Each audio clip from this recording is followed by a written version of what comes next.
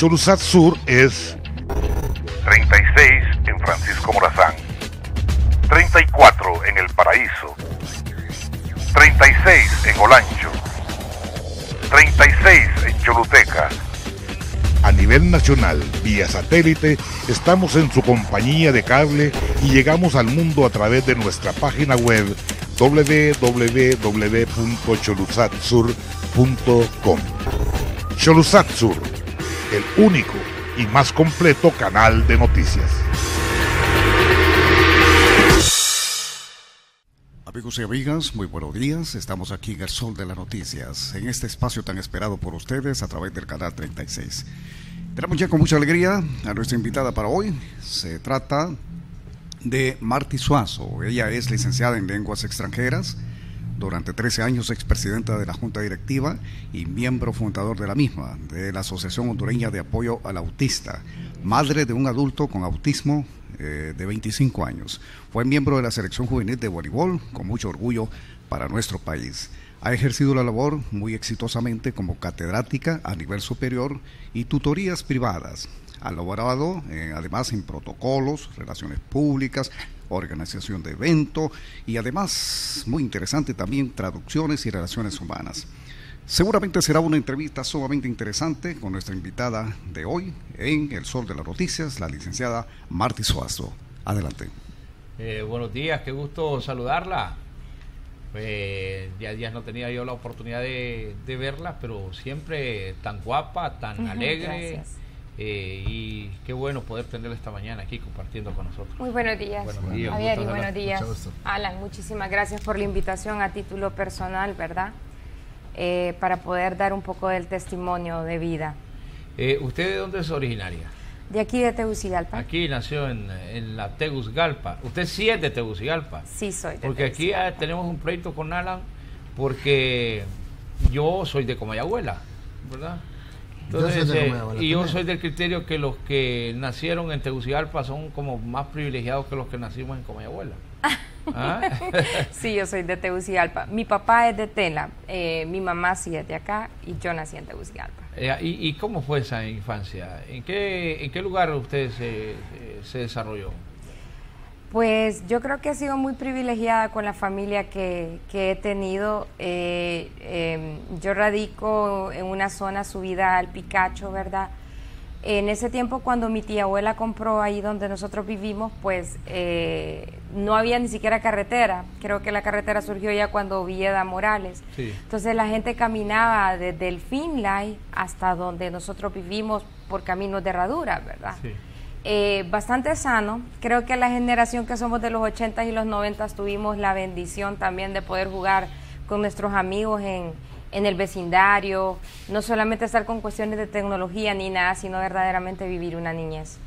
Ahí en ese sendero donde usted vive, está plasmado en una canción, esa parte de una canción que dice, por ahí vienen los inditos por la cuesta del Picacho. Así Se es. refieren a estas. Usted vive en la zona de Marichal, ahí Así era es. por el lugar donde bajaban la gente del Piligüín y de estas zonas altas cercanas a la capital.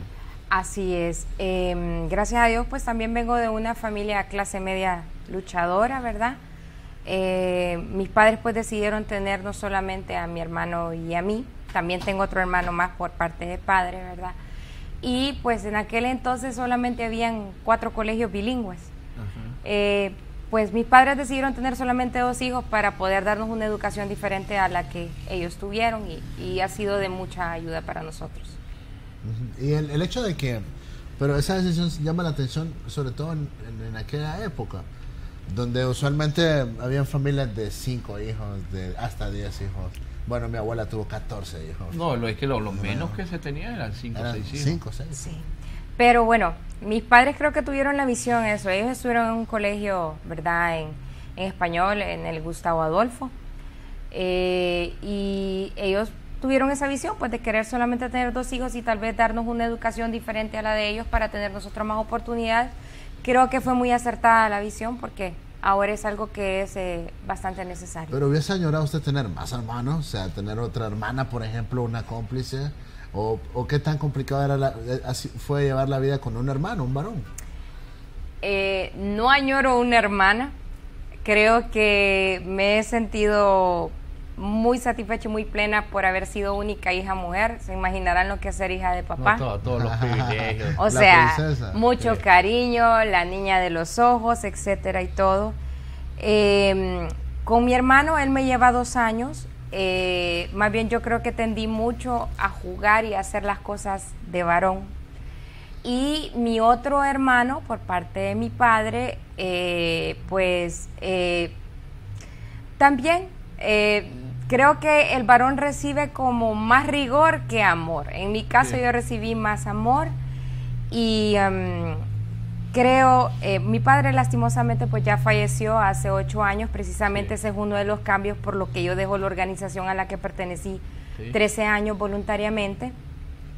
Pero la relación con mi padre, yo creo que si me volvieran a dar la oportunidad la volvería a vivir igual. ¿Es cierta la tesis entonces de que la hija, la niña, tiene una relación estrecha con el papá?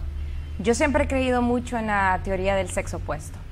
Y definitivamente las niñas somos con los papás y los varones son con las mamás. Mi mamá, de hecho, trató de ser muy pegada con mi hermano porque decía de que yo recibía todo en exceso y que entonces ella tenía que venir a hacer el balance. Y sin embargo, yo creo que yo no me crié tampoco con ningún trauma o algo por ver esa división así en la casa. Ahora, desde kinder entonces, o la escuela, ¿en qué colegio o escuela le tocó estudiar?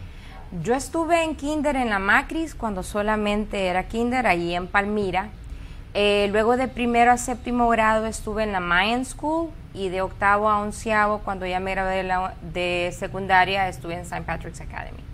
O sea que y era realmente que era como privilegiado porque muy poca gente tenía esta oportunidad. Bueno, parece mentira, pero lo voy a decir, cuando yo estuve en kinder, una mensualidad de kinder andaba en 50 lempiras y uno sentía un montón de dinero, ¿verdad? Claro. Como le digo, en ese entonces solamente habían 4 colegios bilingües, ya no hay tantos como hay ahora, y también la calidad de los mismos era muy buena. O sea, es algo por lo que yo le estoy eternamente agradecido a mis padres. ¿Y cómo fue ahí ese ambiente? Porque nosotros no lo podemos hablar de la experiencia en escuela pública, pero usted debe tener la oportunidad de estar en una escuela privada y de alguna manera la gente que llegaba ahí es los que tenían la oportunidad económica de hacerlo. No todos, creo yo, son personas que económicamente, ¿verdad?, sean la clase alta, por decirlo así. Hay gente igual, clase media luchadora. Creo que ha sido un verdadero privilegio el todavía preservar mis amigos desde 1er grado, sobre todo. Hay una relación muy estrecha, es gente que en algún momento también fue clave para mí en el tiempo que yo estuve con la fundación. La verdad, pienso que esos tiempos eran diferentes ahora, y también creo que agradezco el haber estado en 2 de los colegios bilingües donde tal vez la mentalidad no era tan elitista, ¿verdad? Porque a veces hay ciertos ambientes donde se arruinan los muchachos sin darse cuenta, ¿verdad?, de que la óptica de la vida es totalmente diferente. En mi caso, yo creo que mis padres siempre, con la crianza que nosotros tuvimos, nos hicieron tener los pies sobre la tierra y tener nuestros valores pues muy afianzados. Que creo que ahí es donde de repente iba mi consulta. ¿Cómo impacta eso? Porque yo recuerdo, tuve un sobrino que estuvo en la Mayan y entonces yo escuchaba, es que van a tener hoy las celebraciones de los norteamericanos eran, ¿verdad?, el de Thanksgiving, pero hay que, o el cumpleaños de un compañerito, y entonces veía preocupación yo en la mamá y en el papá del regalo, porque lógicamente era gente en ese momento de capacidad económica, pero es que también hay gente que aunque no tenga la capacidad económica, aunque no esté en ese nivel, pues no sé si es por ego personal o realmente porque le quieren dar formación a un hijo. Entonces se meten a ciertos líos. Yo encuentro gente complicada. Pues mire, fíjate que tengo que pagar en la escuela mío. Ajá, ¿y cuánto paga usted? No, es que ahí son 10,000 lempiras mensuales. ¿Y cuánto gana usted? No, yo gano 15,000 lempiras, pero ¿cómo se pone? Con 5 quedan viviendo. Ajá, con 5,000, ¿cómo puede? Entonces, pero ¿vivió experiencias usted ahí de entre sus compañeritos de eso? Fíjese que es lo que le digo, los tiempos han cambiado mucho. Sí. Porque jugábamos de diferente manera. Ahora los niños pues solamente miran que teléfono, que Wii, o sea, es otro mundo. Sí. Nosotros, bueno, yo recuerdo, se lo digo yo, haber ido, que si nosotros íbamos a un partido, por ejemplo, de softball o de voleibol, que es dos de los deportes que yo practiqué, ir al Birichiche, ir a la isla. O sea, cuando íbamos al Birichiche nos llenábamos de aquella tierra roja. Sí. Todavía lo último, cuando yo ya me gradué, en el año 90 del colegio, que me gradué joven, de 16 años, empezaba la Villa Olímpica. Entonces eso era como lo máximo, ¿verdad? Pero nosotros sí vivimos la naturaleza a plenitud y no recuerdo, le soy bastante sincera, que en mi entorno en las clases hubiera gente así que estuviera como fuera de lugar. De hecho, también esos 4 colegios bilingües también trataban de tener maestros a veces de afuera del país, sí, o tal vez exalumnos, ¿verdad?, de escuelas bilingües, y yo creo que debido a eso, pues de repente era un poco también la calidad de la educación. Sí, y la capital en ese momento era como pequeña, no había muchos lugares como para divertirse tampoco. Así es. Y era más sano como usted nos comparte. En ese sentido, cuando llega usted a la juventud, cuando pasa de la adolescencia y todo eso, yo escucho que Javier nos cuenta el tema de las fiestas y que lugares emblemáticos de la capital de la República donde había fiestas, baile, etcétera. ¿Usted cómo lo vivió? Fíjese que cuando yo hice el cambio de colegio, tuve 2 muy buenas amigas con las que me empecé a llevar. Se llama Brenda Márquez y Albita Aguilar, que bueno, Albita era mayor que yo, creo que 1 o 2 años, y entonces ella tenía hermanos mayores y salían. Entonces yo empecé a salir a los básicamente 13 años aproximadamente, pero mis padres pues siempre condicionando, o sea, a mí me mandaban con mi hermano. Siempre andaban con guardia. Sí, y eso que era súper sano en ese momento, y era con hora, con reglas y todo. Yo pienso que en ese tiempo, por eso le digo, los que vivimos... ¿Pero se acuerda de alguna de las discotecas de ese tiempo? Claro. Sí. Metro. Sí. ¿Qué podría decirle? Muy emblemática, yo le diría que Metro. Y uno iba mucho ahí, aquí en el Boulevard Morazán, a Jax. Sí. O sea, iba al rol de las 5. ¿Verdad? ¿Y qué es lo que había ahí? Driving Maya, Jax, un Vigos al final del Boulevard Morazán. Sí lo recuerdo, y creo que la generación la época 80 y 90 la época de las pistas de patinaje. También Patines Plaza. Estuvimos en Patines Plaza, íbamos ahí todavía era un poco pequeña, pero sí. Pero también estuvo otra aquí en Prisa, por el Prado. ¿Se recuerda de esa? En Miramontes. En Miramontes. Fíjese que a esa no fui, pero Patines Plaza sí la recuerdo. Es más, creo que Patines Plaza y Los Castaños son de los primeros centros comerciales aquí. Y no sé yo por qué se perdieron negocios como esos, porque era, aparte de una actividad física interesante, era la oportunidad también de compartir con otra gente, bonitos ambientes. Así es. Pero se fueron perdiendo todas estas cosas. ¿Y alguna vez le tocó irse escapada a buscar el lado del Picacho, el Atío? No, fíjese que no. Creo que hemos sido, como le digo, mi papá, yo lo voy a decir, me decía, ok, te doy permiso que vayas al cine de 3 a 5 y que vayas al rol de las 5 de 5 a 6. Y entonces tal vez a las 6 todavía la cosa estaba buena, y mis amigos, mira, no, si te voy a ir a dejar más tardecito, pero yo te voy a ir a dejar. Y mi papá a las 6:15 aparecía en el carro y se estacionaba en medio del Boulevard Morazán, montate. O sea... sí, mi papá, creo que el hecho de que también igual yo era la única hija mujer, y eso, como le digo, que esos tiempos eran sanos, mi papá era muy ¿Y cómo le fue con los novios? Sí, teniendo un papá así tan estricto. No fui noviera, fíjese. Le voy a contar de que yo, el hecho de nacer en un hogar en el que yo miraba a mi papá trabajando y mi mamá en casa al cuidado de nosotros. Mi mamá entró a la universidad cuando nosotros con mi hermano ya estábamos en secundaria. Entonces, yo me metí en el asunto de que mi primer novio iba a ser mi esposo. Y bueno, de hecho, el padre de mi hijo fue mi primer novio, ¿verdad? Del matrimonio del cual yo soy viuda. Y le seré sincera, después de esa viudez estuve 11 años que no quería ni volverme a casar ni nada, pero en algún momento pues tuve a alguien que perseveró mucho, intenté un segundo matrimonio, pero lastimosamente por pruebas de la vida y el destino pues la cosa no fue bien y pues ya tengo 2 años de estar otra vez de vuelta solamente mamá y pienso que el reto de tener a mi hijo con esta condición especial pues no es algo que va a ser fácil de asimilar por otra persona. Entonces, por los momentos no lo he considerado prioridad volver a rehacer. Pero habrá alguna lista de admiradores ahí. No crea que es tanto. Es tan grande el paquete que, o sea, cuando lo miran a uno sí, pero como dicen, el que quiere a la mamá tiene que querer al pollo, pero el pollo no es tan fácil, entonces ya no hay tanto valiente. Bueno, entonces me retrotraigo al bueno, usted nos ha planteado como que nos llevó un poquito adelante. Sí. Pero, o sea, no era de muchos novios, pero conoce a la persona. Así es.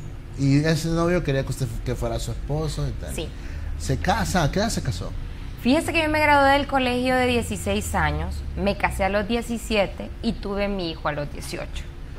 ¿Y cómo, siendo tan estricto su papá, permitió que usted se casara a los 17 años? Esa es la parte donde me porté mal. Mire, la verdad es que anduvo detrás de mí mi esposo 8 meses, hicimos un noviazgo de 2 años y 3 meses, pero evidentemente cuando ambos padres de ambos lados nos miraban como muy enamorados, tal vez para la edad que nosotros teníamos, mi esposo me llevaba 1 año, pues resulta de que nos decían, yo creo que estos hipotes hay que como que mandarlo mejor a estudiar afuera o algo, porque los vemos como muy en serio para la edad que ellos tienen. Y no sé, creo yo que eso del primer amor definitivamente es algo como entre mágico y un poco fuera de la realidad. Yo con mi forma de ser, de pensar de que mi primer novio iba a ser mi esposo y punto, eso era la vida, y inclusive la carrera en la universidad, a pesar de que yo ya estaba en la universidad, pues la podía ir sacando ahí, ¿verdad? Más tranquilo. Decidimos casarnos. Y nos casamos escondidas por lo civil. Pero esa partecita. Sí. Porque ¿qué abogado se atreve a hacer eso? Bueno, en Honduras todo se puede. Todo se puede. Y se pudo. No debe ser así, y se pudo. En aquel tiempo. Mire, en aquel tiempo. Sano. No me casé porque estuviera embarazada ni nada, nos casamos porque estábamos enamorados. Mi primer esposo, fíjese que tenía la maña de que siempre que lo mandaban a hacer un mandado, yo no sé si ustedes recuerdan que habían unas maquinitas aquí en Lomas del Boulevard que se llamaba Su Video. Sí. Entonces a él le encantaba ir a jugar esas máquinas del azar y pasaba obstinado queriéndose sacar el premio que se llamaba el Royal Flush, que en aquel entonces eran 5,000 lempiras. Pero igual él ya tenía un trabajo y también tenía un salario de 3,000 lempiras, que era mucho dinero para alguien muy joven. Y entonces que se saca el premio. Y el premio sirvió para pagar el matrimonio. Y nosotros fuimos a cenar al restaurante La Hacienda, que era también ahí en el Boulevard Morazán. O sea, nosotros celebramos y nos casamos escondidos y nadie sabía nada. Entonces, pues me casé a los 17. Él tenía 18 y yo tenía 17. El punto es que por cuestiones del destino, ¿verdad? Mi matrimonio no duró tanto porque él murió accidentalmente, ¿verdad? Qué pena. Y yo... ¿A qué edad? Yo tenía 17, él tenía 18. Cuando él murió de 18. Él murió de 18 años. Y yo solamente estuve casada 26 días y quedé con 2 semanas de embarazo. Entonces, de ahí es donde viene la otra historia de mi hijo. Entonces, prácticamente su matrimonio es poco lo que nos puede contar. Creo que ahora, ¿cómo le impacta a usted, siendo una jovencita, el hecho de saber que lo que usted tenía se fue? Muy difícil porque, obvio, rompía mis convicciones, mi forma como yo había planificado mi vida. Mucha gente que me mira tanto tiempo después me dicen es increíble cómo pude sobrepasar esa etapa de mi vida. Yo estuve 3 años con psicólogo, como 5 años muy aferrada en sí a la pérdida. No tuve un embarazo tampoco fácil, claro, debido a la pérdida. Tuve un embarazo emocionalmente bastante difícil. De hecho, durante los primeros 5 meses de mi embarazo yo perdí peso y subí de peso solamente el 5º al 9º mes. Las depresiones muy severas. Ahí es donde se desató por lo que diría yo, del haberme portado mal, de que no le había dicho yo, ¿verdad?, a mis padres de que nos casamos, porque al morirse él, pues, la persona que nos casó se comunicó, ¿verdad?, con ambos padres de familia, y ahí explotó la bomba, pero la bomba me explotó solo a mí, claro, y luego era de que yo también ya estaba esperando a mi hijo. Ahora, ahí es una muerte accidental. Sí. ¿No va usted? ¿Cómo fue la muerte? También bastante inesperada y traumática hasta cierto punto. Un disparo accidental. El novio de quien era mi cuñada de en medio se le disparó el arma y así es como él falleció. Entonces yo creo que también parte de las cosas que eran difíciles de aceptar es el hecho de que cuando uno está joven en lo que menos piensa es en la muerte. Sí. Entonces es más difícil entender cuando de repente usted tiene una persona con todas sus facultades y todo, y de repente en cuestión de 1 minuto la persona ya no está. Ahora, ¿estaba presente usted cuando se ocurrió el accidente? Afortunadamente no, pero cuando yo ya llegué, o sea, la situación de que nos habíamos unido, sí, ¿verdad?, a escondidas, pues hizo de que yo no estuviera ahí. Cuando yo llegué al hospital, lastimosamente pues él acababa de fallecer. Bueno, de impacto. Y usted está embarazada, y ahí aquí es otra historia ya. Nace su hijo. Así es. ¿Todo bien hasta ahí? Todo bien. Como le mencioné, el embarazo bastante difícil emocionalmente. Era involuntario de mi parte, creo yo, el poder estar deprimida. No me podían medicar ni nada, ¿no?, por mi estado.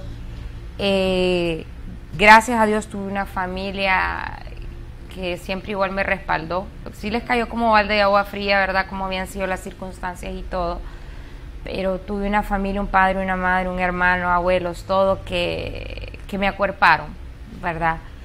Mi embarazo fue normal desde el punto de vista, ¿verdad?, de ir a mis controles con mi médico, etcétera y todo. Hubo un parto normal, ¿verdad? Hubo una evolución normal también igual, sí, de mi hijo, pero al año y medio mi hijo empieza a cambiar. Empieza a cambiar, pero ¿y qué resulta cuando sus padres se dan cuenta que usted está casada en primer lugar y que está embarazada también? Mi papá quedó mudo como 2 horas, ¿verdad? Mi mamá empezó a llorar, recuerdo yo, o sea, pensando en que tan joven y viuda, ¿verdad? Y mi hermano solamente me dijo, oíme, es increíble, me dice, la verdad es que toda la vida fuiste tan centrada, también portada y todo, no me explico en qué momento hiciste como la bomba de Hiroshima. Pero él también es mal guardia, porque a él era el que lo mandaban a cuidar. Bueno, mire, ya ves, todo se puede. No, y solo una reflexión, porque cuando uno en la vida va escuchando testimonios. Sí. Y ¿cree usted que le afectó la mucha restricción que tuvo usted entre niña y joven, entre niña y adolescente? Esas políticas de los papás de que te restringo y evito que conozcas la realidad de la vida, del mundo, que sepas que los muchachos son inquietos, que sepas que los muchachos te pueden enamorar y te pueden proponer, porque se comete mucho ese error de parte de los padres de aislar particularmente a las muchachitas. Entonces cuando van al mundo exterior y se enfrentan por primera vez a este tipo de situaciones, tenemos resultados como este. No sé si así lo ve. Fíjese que no, yo creo que mis padres no fueron tan rígidos al punto de prohibirme y no dejarme disfrutar alguna etapa de mi vida, pero sí fueron específicos y claros en poner normas y parámetros, que yo creo que esa es la labor de todo padre, ¿verdad? yo no sé, yo atribuiría, creo yo, esa primera decisión así al hecho de juventud y que usted en realidad pues mira la vida desde una óptica diferente y más cuando usted está enamorado, ¿no? Entonces si de repente usted empieza como a escuchar como que esta cosa se mira muy seria porque ellos están jóvenes y pues creo que mejor apartarlos para ver si la cosa sigue evolucionando y que tal vez en una edad más apta ellos puedan venir y tomar decisiones de vida, pues de repente, no sé, entre la locura del primer amor y todo, ¿no? O sea, como que uno por amor es capaz de cualquier cosa. Entonces viene aquí lo impactante, su hijo, año y medio, y ¿cómo se da cuenta usted de que su niño ya no tiene un comportamiento, yo no diría anormal, sino que no común entre los niños? Pues, ¿Y qué le determinan a él? Pues fíjese que precisamente al año y medio mi hijo ya pues decía sus palabras, las empezó a dejar de decir. Cuando uno le hablaba ya no había este contacto visual así como nosotros como hablamos entre las personas. Igual uno le hablaba o podía pasar cualquier cosa al entorno y era como que él no respondía auditivamente, ¿verdad? Aunque sí escuchase. Empezó a agarrar obsesión de repente por jugar con palitos, piedras, poner aquello como en un orden, y cuando uno venía y le alteraba el orden de esa fila de lo que él hacía, pues él armaba su rabieta. Se empezó igual a obsesionar con un programa infantil. Cuando terminaba aquel programa que duraba media hora, igual armaba rabieta. Empezó a hacer huraño con uno como familia, no digamos con personas ajenas al entorno. Entonces mi mamá estudió pedagogía y ella trataba de evaluarlo y todo y no funcionaba. Entonces mi mamá me decía, ¿sabes qué? Está pasando algo con él y nosotros pues tenemos que averiguar qué es lo que pasa. Entonces nosotros primero con mis padres decidimos llevarlo donde un fonoaudiólogo a ver si él escuchaba bien. Nos dijeron que escuchaba bien. Luego decidimos ir a donde una terapeuta de lenguaje. Y ella nos dijo pues que era muy hiperactivo, que probablemente él iba a tener que estar en control con algún médico y que le dieran alguna medicación para poder trabajar con él. Y en ese tiempo mi compadre, que era psicólogo y es quien me ayudó 3 años a mí, me dijo, fíjate que acaba de llegar al país un neurólogo un pediatra que se especializó en neurología en España y dicen que es muy bueno. Pues entonces fuimos nosotros en ese tiempo a la policlínica, que era donde él estaba atendiendo, y fuimos y ya desde la primera consulta, cuando llevamos a mi hijo y están observando sus conductas y todo, pues el neurólogo nos dice, yo creo que lo que está pasando con él es autismo, y nos someten a nosotros a una especie de pruebas médicas que todavía hasta estos días siguen sometiendo a las personas a todo eso. Hubieron exámenes de orina, de sangre, resonancia magnética, punción lumbar y todo, para siempre tratar de encontrar algo biológico, ¿verdad?, en las personas con autismo. Y a los 2 años, 2 meses, mi hijo ya tenía su diagnóstico de autismo relativamente temprano y un gran logro para nosotros porque en aquellos entonces, mi hijo nació en el 92. Pero qué niñita se mira usted ahí. Sí, mire, ahí tenía 11 meses mi hijo. Pero usted tenía 19. Así es. 19 años. Pero ahí todavía no le han, él no tiene ningún comportamiento, ninguna manifestación de autismo. No, de hecho, él en ese momento, cada vez que le tomaban fotos, él venía a sonreírse. Allí ya estábamos empezando a los 2 años, ya estábamos empezando con autismo. Si pueden hacer un close-up, de repente pueden notar un poquito la diferencia en el rostro y en la mirada ahí cuando ya una persona tiene autismo. Y yo creo que vale la pena que en este sentido nos paremos un poquito en cuanto a la sintomatología de esta enfermedad. Así es.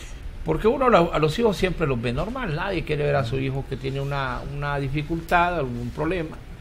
Pero si pudiésemos repetir, ¿qué son las cosas que pueden determinar que un niño empiece a sufrir el problema del autismo? Bueno, Primero diríamos, ¿verdad?, que el autismo es una condición de origen neurológico. Hasta ahorita es una condición de vida porque no existe una cura. Este síndrome pues fue descubierto en los años 50 por un científico que se llama Leo Kanner. Dentro de las características podemos encontrar de que usualmente uno lo puede detectar entre el año y medio y los 3 años de vida. De repente, en mi caso, cuando los padres tienen un hijo que es primerizo, cuesta a veces un poquito más por el hecho de que no existe la experiencia de ver cómo ha sido el desarrollo de otro niño, ¿verdad? Normalmente, dentro de las características, podemos ver sordera aparente, podemos ver... Y si lo podemos ir haciendo el ejemplo, o sea, uno llama al niño... Y el niño como que no escucha. Y él puede estar cerca, insiste uno en estarlo llamando, y él es totalmente indiferente a lo que le estén diciendo. Así es. Puede caerse inclusive, por ejemplo, un mueble, hacer un ruido estruendoso y de repente eso es algo que no llama la atención. Entonces hace como que el niño se sumerge en su propio mundo. Entonces hablamos de sordera, una de las características. Sí. Falta de contacto visual, por ejemplo, cuando nosotros hablamos y nos dirigimos a las personas, normalmente nos vemos al rostro y en ellos eso se pierde, ¿verdad? También tienen movimientos estereotipados, que eso es como repetitivo en sus conductas. Puede haber, por ejemplo, un aleteo en sus manos, puede ser que ellos caminan en puntillas, puede ser que de repente encuentran un objeto y les gusta girar ese objeto o ponerlo en filas, ¿verdad? Ese tipo de conductas. Si digamos, el niño acostumbra a poner esos objetos así en fila y usted decía, alguien se los toca, hay una irritabilidad, porque para ellos... ¿Se molestan? Sí, se molestan, hay una irritabilidad, porque cuando usted les rompe el esquema a ellos entran en crisis, ¿verdad? Entonces, obvio, le toca una posesión, es algo que es de su interés en ese momento, entonces usted altera eso y evidentemente hay una rabieta y viene esta crisis. Hay algunos de ellos que sí pueden desarrollar lenguaje, hay otros que no lo desarrollan. En el caso, por ejemplo, mi hijo es no verbal, ¿verdad? Pero de repente el lenguaje cuando lo desarrollan puede ser ecolálico, o sea que es repetitivo, o de repente algunos también pueden carecer de esa capacidad de razonamiento que todos tenemos. Si yo vengo y le consulto a usted, hola, ¿qué tal? ¿Cómo está? De repente el niño puede venir y responderle, hola, ¿qué tal? Le repite lo mismo como que fuera, valga la redundancia, un lorito, ¿verdad? Sí. No responde a la respuesta como debería. Como hay algunos, los que sí desarrollan lenguaje y que llegan a ser independientes y funcionales, ¿verdad? Que tienen su lenguaje, pero siempre en alguna conducta o la forma como se expresan uno puede notar, ¿verdad?, de que pasa algo, hay alguna dificultad o reto en ellos. O sea, cuando el niño repite lo que yo le digo y que se vuelve como común en él, que cada vez que se le dice algo, él lo repite, ahí ya puede haber algún indicio. Puede haber, o sea, puede haber, como le digo, hay grados de autismo, hay tipos de autismo. Por ejemplo, está el síndrome de Rett, que solamente da en las niñas, ¿verdad? Y que ese sí creemos que es bastante doloroso porque es un poco como degenerativo, un poco en las partes biológicas o funciones de las personas. Tenemos, por ejemplo, lo que es el síndrome de Asperger, que ese yo creo que ese es algo en el que... Si nos explica esto de las niñas, ¿qué es lo que va ocurriendo? Solo de las niñas. Solamente de las niñas. Su hueso, Es correcto, pueden agarrar posturas así de contraerse y que se opriman ciertos órganos, más o menos ese tipo de cosas. Es importante mencionar también de que el autismo es más propenso en el sexo masculino que en el femenino. Cuando nosotros empezamos con la fundación en 1997, nosotros hablábamos de estadísticas de incidencia mundial, de que se daba un caso de cada 15,000 partos, luego pasó a un caso de cada 12,000 partos, luego uno de cada 10, ya en el 2005 nosotros estábamos hablando de un caso en cada 500 partos, Y ya hoy por hoy la incidencia es bastante alarmante porque usted está hablando que se da un caso de autismo en cada 68 partos. ¿Por qué? Pues ese es el gran misterio. Hay muchos países, inclusive potencias como Estados Unidos, que tienen un presupuesto, ¿verdad?, para la investigación científica. Todavía no se descubre la causa. Hay muchas hipótesis, ¿verdad?, de lo que puede generar el autismo. Puede haber una tendencia genética. Sí hemos visto dentro de casos que hemos conocido de que hay hermanos que padecen, ¿verdad?, autismo, gemelos que hay con autismo, padres que de repente tienen una primera relación, tienen un hijo con autismo y después hacen una segunda relación y surge de otro hijo, ¿verdad?, también con autismo. Podríamos decir a veces un poco los factores ambientales. En algún momento una teoría que se descartó, hablaban de una no aceptación del padre o la madre hacia el niño, eso ya está bastante descartado. Se habla también de una fragilidad, por ejemplo, en el cromosoma X, por eso más propenso el varón. Y por ejemplo, las malas prácticas, yo me he dado la tarea también de leer sobre el tema, y como hay tantas hipótesis, algunas malas prácticas de la madre cuando está en el periodo de gestación que podría generar un trastorno neurológico en el niño.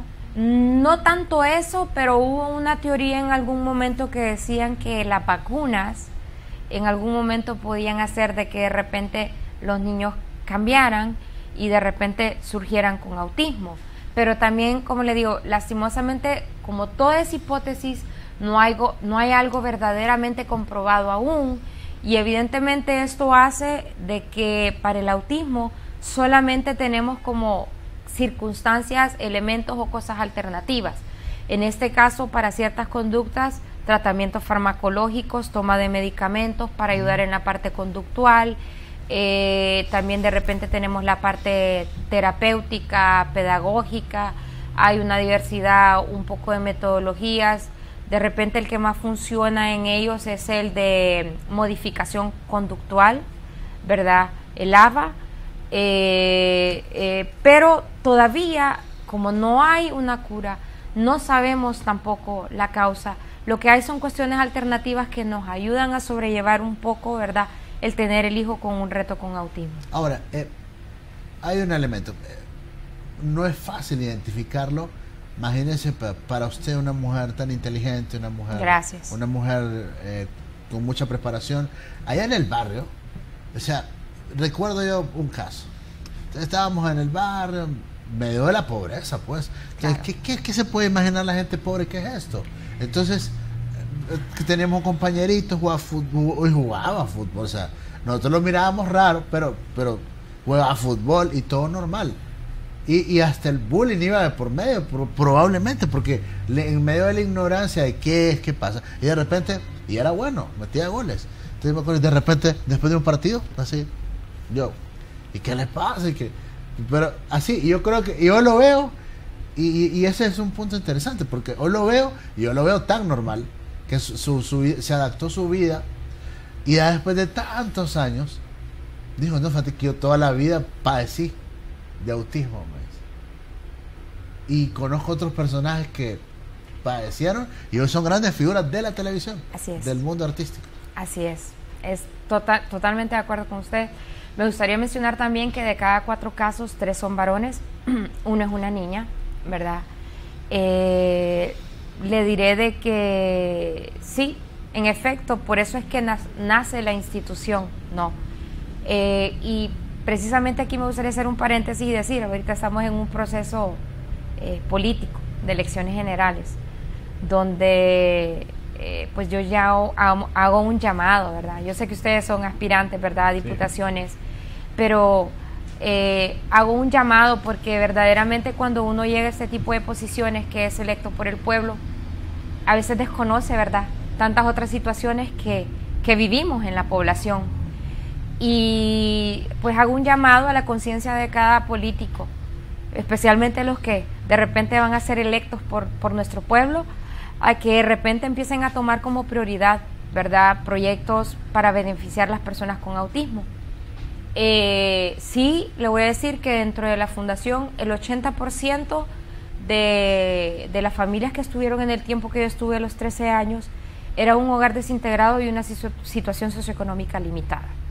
Inclusive para uno ser clase media luchadora es un gran reto. Por ejemplo, cuando a mi hijo se le hizo la primera resonancia magnética en el año 93, ni siquiera en el país había resonancia magnética, la fuimos a hacer a El Salvador, nos fuimos por tierra con mis padres.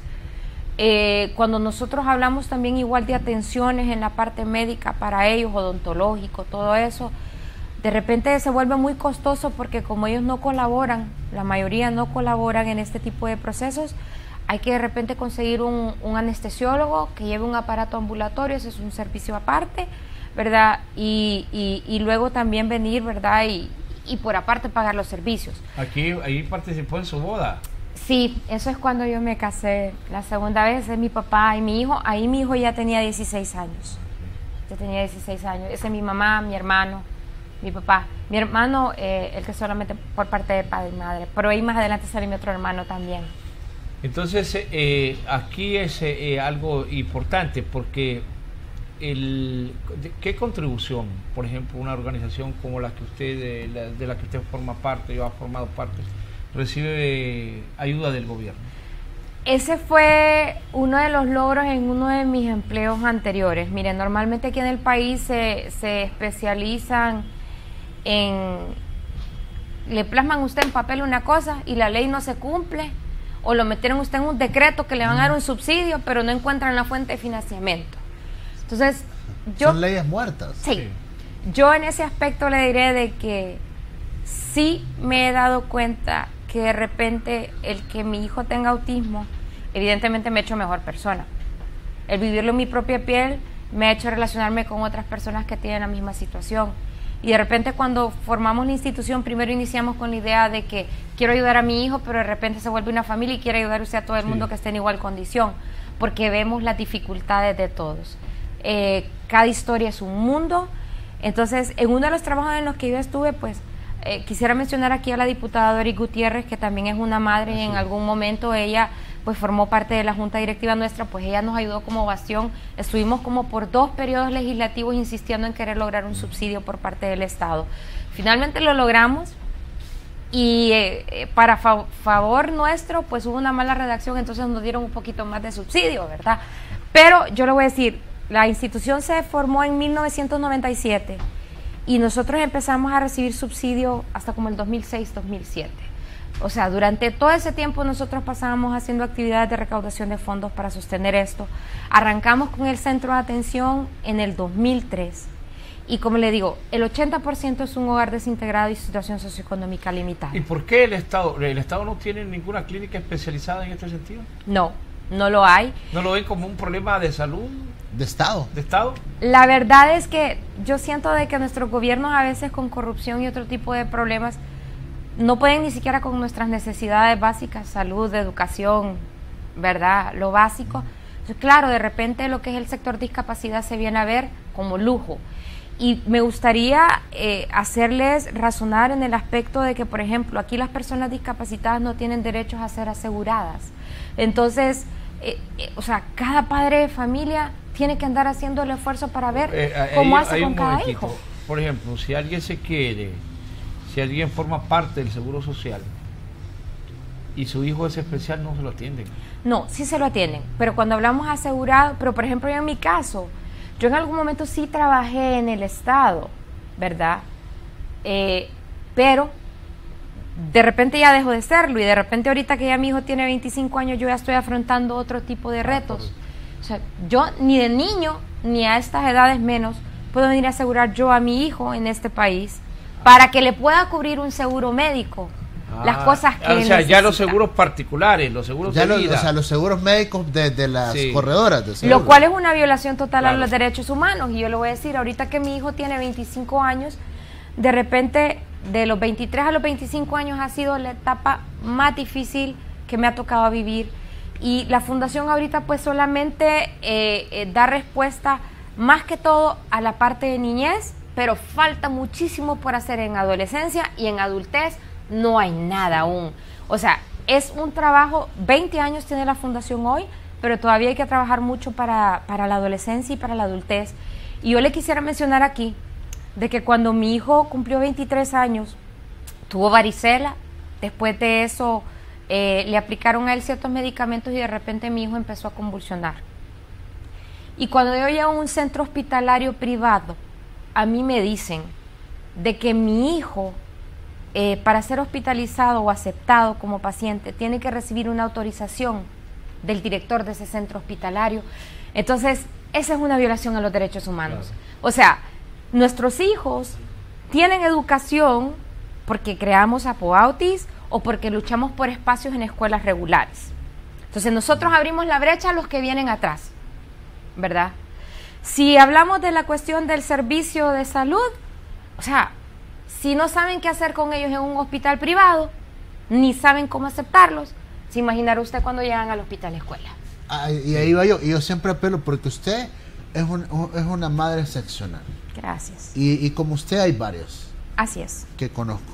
Entonces, en ese sentido, ustedes están abriendo la brecha, pero la madre del barrio, me preocupa, y yo sé que usted me entiende cuando yo le digo que me preocupa la mujer de la 3 de Mayo, de la Villanueva, del Hato, no, y la que está en la aldea, la que está en Caserío. Y las tenemos, y se consideran de acuerdo a su condición económica, a veces gratuito, sí. ¿Me entienden? La Fundación del Todo, otros aportando de una manera diferente dependiendo de la situación socioeconómica, pero yo quiero decirles de que ninguna persona que tiene un hijo especial le sobra el dinero. Sí. O sea, yo, por ejemplo, de hecho, hace año y medio para acá, me regresé a vivir a la casa de mis padres para poder que todo lo que yo genero sea para mi hijo. Y volviendo a la madre de barrio y eso y todo, yo le voy a decir, una labor que dentro de la institución hicimos con otras madres y compañeras de junta directiva, y que yo sé que también lo están haciendo ahorita los actuales. De repente usted ya ve en la calle y mira un niño con una característica similar a la de su hijo. Entonces ya viene usted, mire, ve, fíjese que yo creo que lo que su hijo tiene esto, un servicio y un gran logro de la institución, por ejemplo, es evaluación y diagnóstico. Ya lo que nosotros como padres pasamos, los casos de ahora no lo pasan si se acuerpan, por ejemplo, a la institución, porque habían casos en que 20 médicos y no le podían decir que a su hijo tenía autismo. Y un tema importante, o sea, de Apoautis sabemos la logística con la que cuentan, que es de mucho sacrificio, de mucho trabajo de parte de ustedes. Así es. Y que merece todo el reconocimiento. Solo cuénteme una cosa, en el caso de la Puerta del Estado, ¿de cuánto es? Para tenerlo en mente e ir a presentarlo, y se lo dio con el... Gracias. Si llegas a ver, aquí tiene dos tiros, ¿verdad? Gracias. ¿Llega él o llego yo? Sí. Así es. Entonces, si llega él o llego yo, nos comprometemos. Vamos a comprometer a hacer lo que corresponde. Me gustaría, tal vez los compañeros de cabina me pueden ayudar a hacer primero una estadística. Si nosotros tenemos 8 millones de habitantes y usted está hablando que la incidencia o la estadística es 1 de cada 68 partos, ahí le pueden sacar ellos una cantidad de cuántos casos de autismo hay en el país. 1. 2. De los méritos que tienen las juntas directivas actuales, por ejemplo, una junta directiva anterior abrió la filial en Progreso, la junta directiva actual abrió una filial en La Ceiba. En Apoautis ahorita del centro de atención tienen alrededor de 170, 180 casos. En Progreso hay 70. En Ceiba hace 2 semanas la acaban de abrir. Ahorita en Apoautis acaban de cerrar 2 años antes un poco el periodo de terapias, porque es tanta la demanda para evaluación que no quieren empezar con Muere el otro año. Entonces, estas 2 semanas, esta semana y la que viene, se están haciendo como actividades recreativas afuera para poder dar abasto en la parte de evaluación. Ahora, ¿usted cree posible que una institución como Apoautis puede venir y subsistir con 3 millones de lempiras? Cuando yo le estoy diciendo a usted de que, de repente, ¿por qué es costosa la atención y la terapia con ellos? Cuando usted habla de una terapia grupal, usted está hablando de 6 a 8 casos. Cuando usted está hablando de educación en ellos, está hablando en que la mayoría casi es individualizada. Donde hay países como Japón, que por ley está aprobado de que es 1.5 maestros por cada 3 casos de autismo. Realidades bastante lejanas para países como los nuestros. Entonces, nosotros en ese tiempo que conseguimos esos 3 millones de lempiras anuales, lo mirábamos como que nos ayude a edificar el proyecto Sueño de Apoautis, que no se concluyó, Se terminó, el resto de las juntas directivas tomaron la determinación, compraron una casa, etcétera y todo. Aunque nosotros lleguemos de repente a edificar ese proyecto Sueño de Apoauti, vamos a poder dar una mayor respuesta y atender integralmente desde la niñez hasta el adulto mayor, que esa era la idea nuestra y que sé que en algún momento las autoridades actuales pues también deben de tener eso, porque los niños crecen.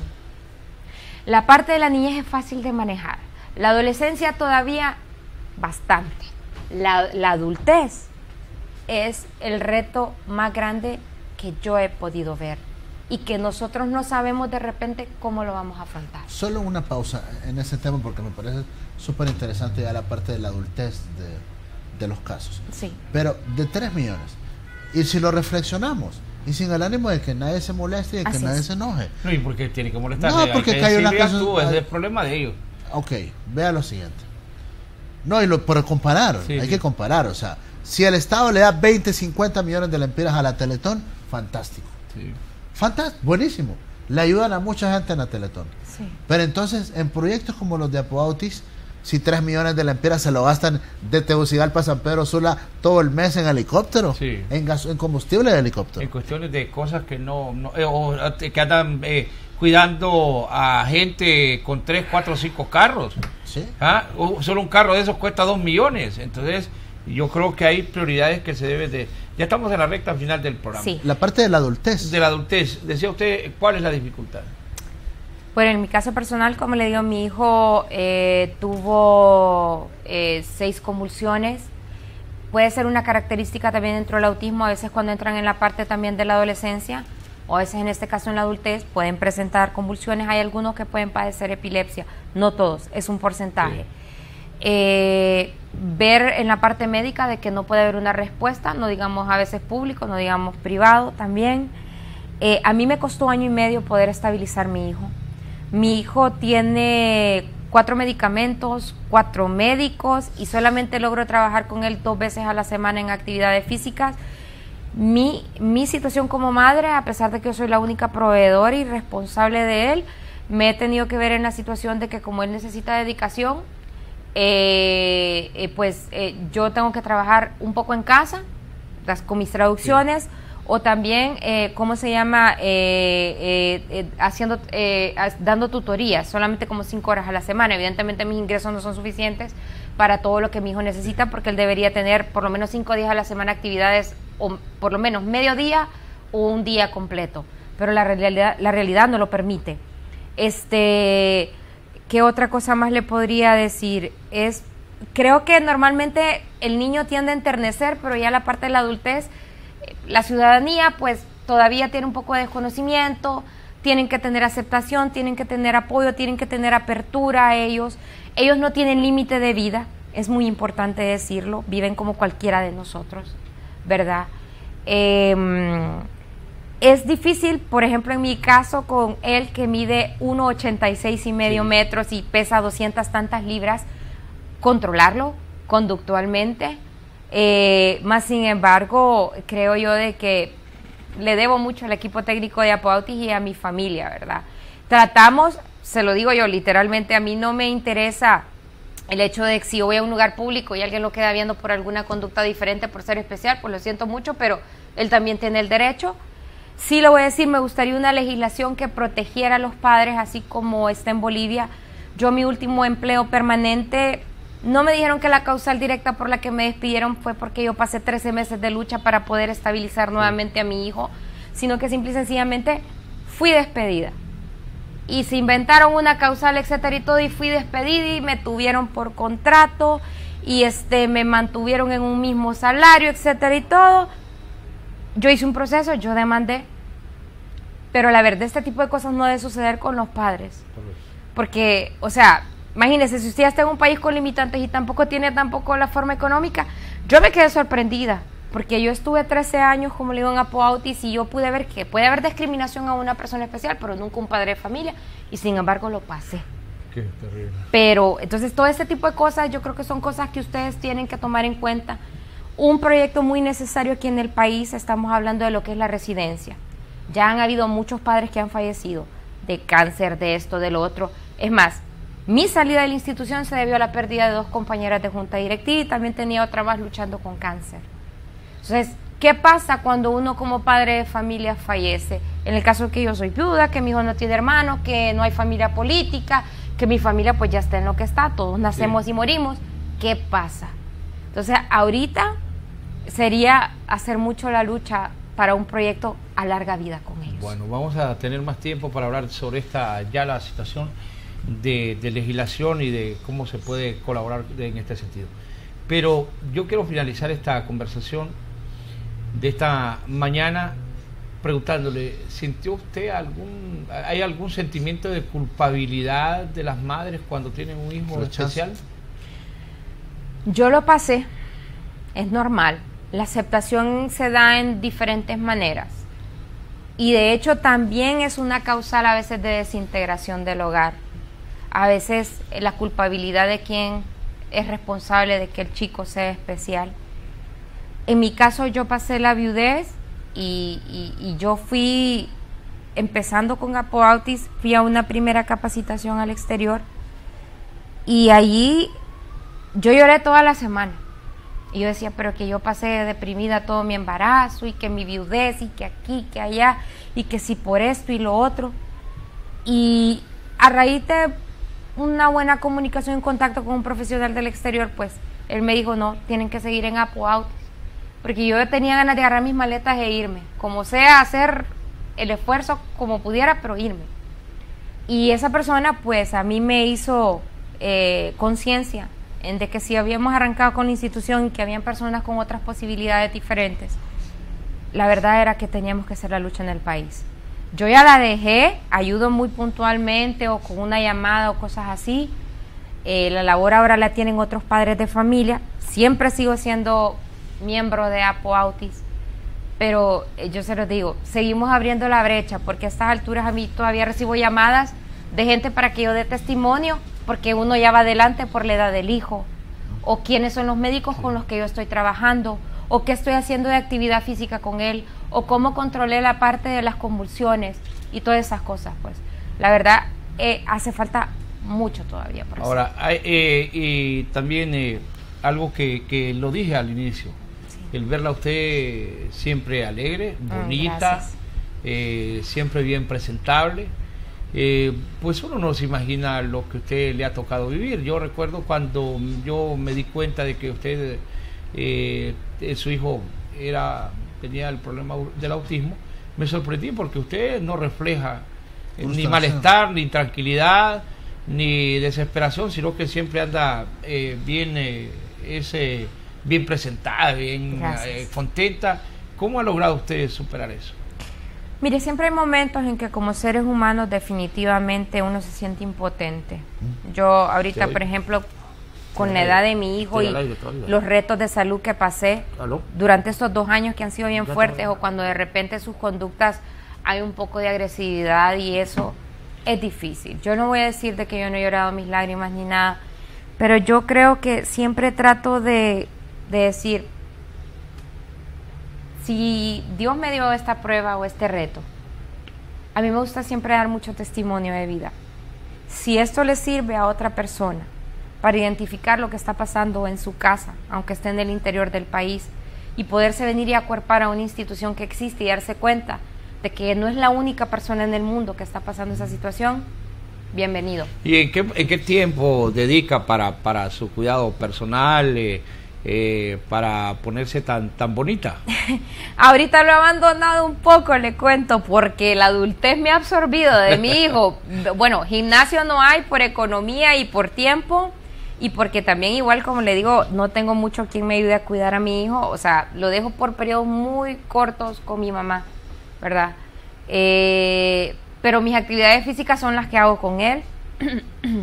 O sea, que él la mantiene a usted en forma. Él me mantiene en forma. Solo cuénteme una cosa que se me quedó así. Sí.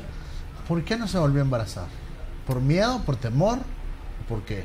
Fíjese que en mi segundo matrimonio, mi esposo quería que recién nos casáramos, que tuviéramos inmediatamente hijos, pero luego teníamos como que acomodar el entorno. Quería ver también igual cómo reaccionaba mi hijo cuando usted hace cambios en ellos, tiene que hacer esas adaptaciones y todo. Pero luego tuvimos más pruebas de vida. Bueno, no me da pena tampoco decirlo. El fallecimiento de mi padre es algo que cambió mucho mi entorno familiar. Y luego, un año tanto después, mi esposo perdió su hijo de 15 años de un aneurisma. Entonces, todos estos factores contribuyeron a que pues no se diera, y luego ya vino una separación y vino un divorcio. Sí, como mujer o como persona, en algún momento me sentí con la madurez y sí quería más hijos, por lo menos uno, ¿verdad? Porque evidentemente cuando uno tiene un hijo con una condición especial, hay cosas que no las he experimentado con mi hijo, pero bueno, igual lo amo, y lo que más cuesta es lo que más se quiere. Sí me hubiera gustado experimentar otras cosas. Ya a estas alturas, yo sé que todavía puedo, pero también es un riesgo, porque mientras más edad tiene usted, más casos de discapacidad pueden surgir. Pero tú, temor, miedo.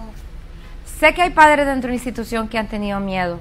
Yo, miedo no, pero las circunstancias se encargaron de que eso no estuviera...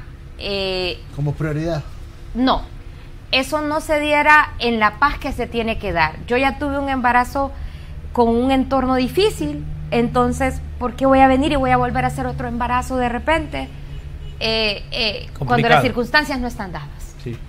Bueno, ha sido grato, Marty Suazo, poder dialogar con usted esta mañana. Su experiencia de vida puede servir también a muchas madres. Esperemos que yo quisiera que finalizáramos recordándonos algunas de las características que puede tener un niño con autismo, porque lamentablemente lo que ocurre en otros casos que tal vez no los hemos tocado hoy es el total abandono.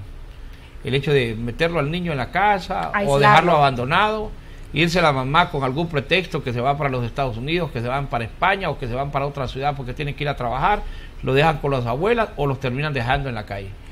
Bueno, también a veces un poco eso es aceptable, porque la realidad es que económicamente un hijo con autismo demanda mucho. Y si no hay un apoyo tal vez de un padre, ¿qué va a hacer usted, verdad? No se va a quedar muriendo con el chico por acá. Tampoco lo justifico del todo. La idea es de que si en algún momento llega a tener la posibilidad de llevarse al hijo, porque en otros países hay mejores situaciones, pues bienvenido, ¿no? Sí. La verdad es que hay sonrisa o llanto inesperado, ¿verdad? Hay falta de contacto visual, hay una sordera aparente, hay movimientos estereotipados o repetitivos dentro de las conductas. La parte de comunicación, hay 3 áreas que se ven afectadas en el autismo: la comunicación, la conducta y la interacción social. Físicamente ellos tienden a verse normales, ¿no? Pero en estas 3 áreas ellos tienen dificultades. Normalmente lo pueden ver entre los 18 meses y los 3 años de vida. Básicamente, dentro de las cositas más relevantes podríamos mencionar esas. Pueden acercarse, ahora pueden buscar a Poautis por Facebook, ¿verdad? Las instalaciones están aquí en la colonia Alameda, ¿verdad? Si me permite decir, claro, media cuadra antes de Radio América. Ahí está funcionando. No tengo el teléfono, lastimosamente se lo tengo que buscar aquí del celular, si lo tuviera que dar al aire. Pero que sepan que aunque no tenemos suficiente todavía para las personas con autismo en el país, ¿verdad? Pero hay una institución que está haciendo la lucha por cambiar esto. Gracias, Marty Suazo, gracias por su testimonio, y sin duda que hay mucho que hacer en favor del autismo en Honduras.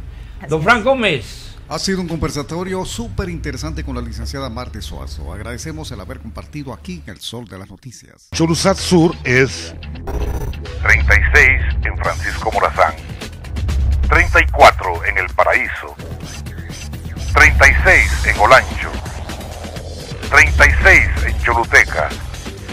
A nivel nacional, vía satélite, estamos en su compañía de cable y llegamos al mundo a través de nuestra página web www.cholusatsur.com. Cholusat Sur, el único y más completo canal de noticias.